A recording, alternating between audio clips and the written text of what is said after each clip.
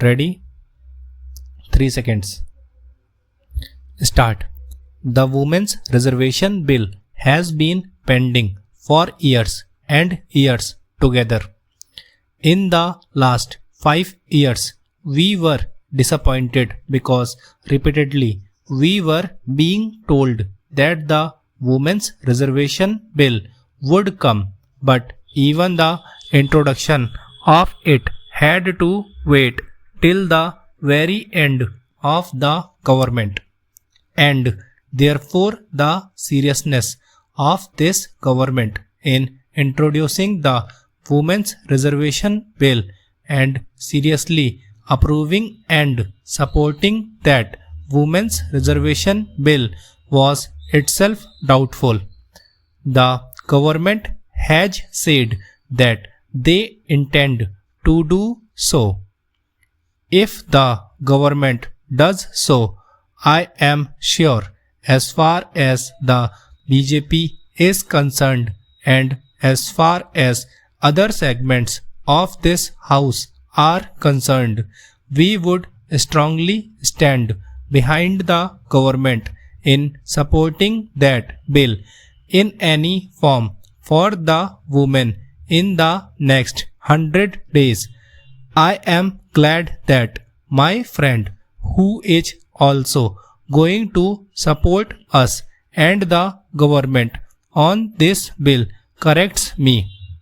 If the bill is brought and passed within 100 days, I think the credibility of Indian politics itself will go up, because we have been promising the voters and the women of India that we will give this reservation, and for almost a decade this has been pending.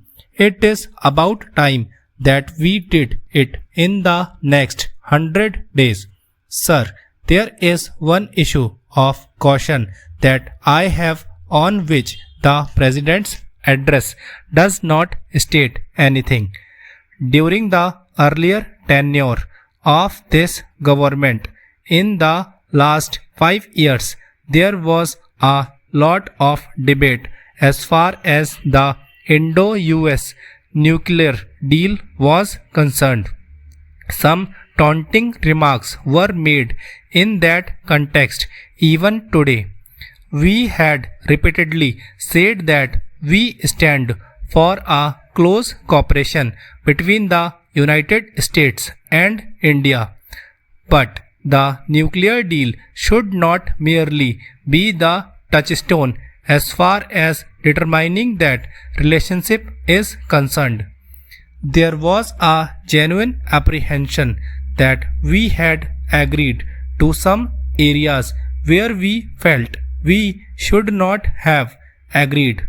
I do not go into that history, but there are going to be 3 areas in the days, weeks and months to come where our own autonomy and independence is going to be at test. The 3 areas are those where our stand and that of the United States is significantly different. The signing of the NPT is one area. The agricultural negotiations is the second area. I am sure the government, which has followed a particular course of action, which has been the consistent national stand as far as India is concerned, is conscious as far as the interest of India's agriculture is concerned and India's industry is concerned.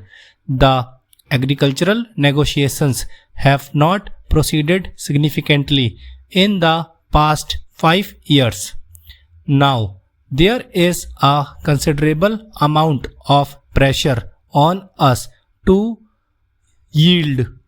The Indian position, in short, has been that unless our agricultural farmer is really a sustenance farmer, he cannot compete with the subsidized farming as far as the United States is concerned, the European Union is concerned, and the other subsidizing nations are concerned.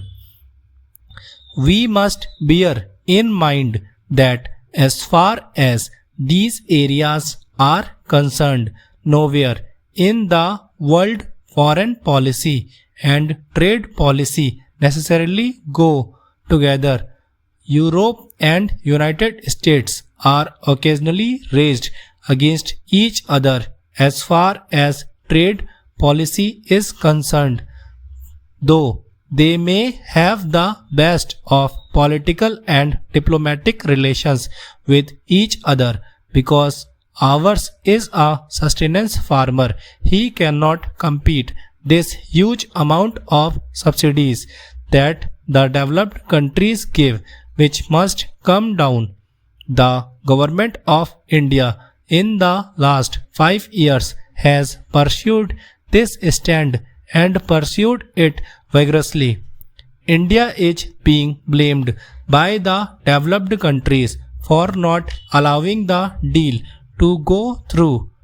On the contrary, we are being told that you reduce your tariffs so that the subsidized agriculture can come and invade the Indian market. Even it did not invade the Indian market, it will at least prevent our surplus from going into the global market, compelling our agricultural produce to be dumped in our own market and depress our prices.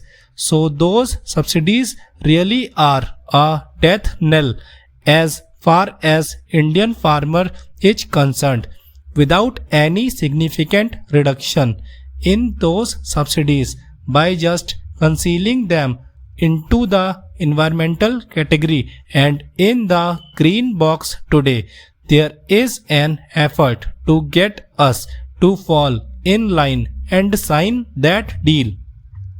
I wish to caution this government that this is one area where the government would not yield and stand by what our conventional Indian position is. The climate change negotiations are currently on.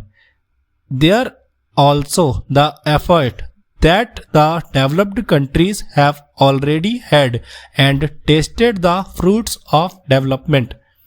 They have a huge amount of industrialized growth and therefore their emissions or what pollutes the environment is far higher than us.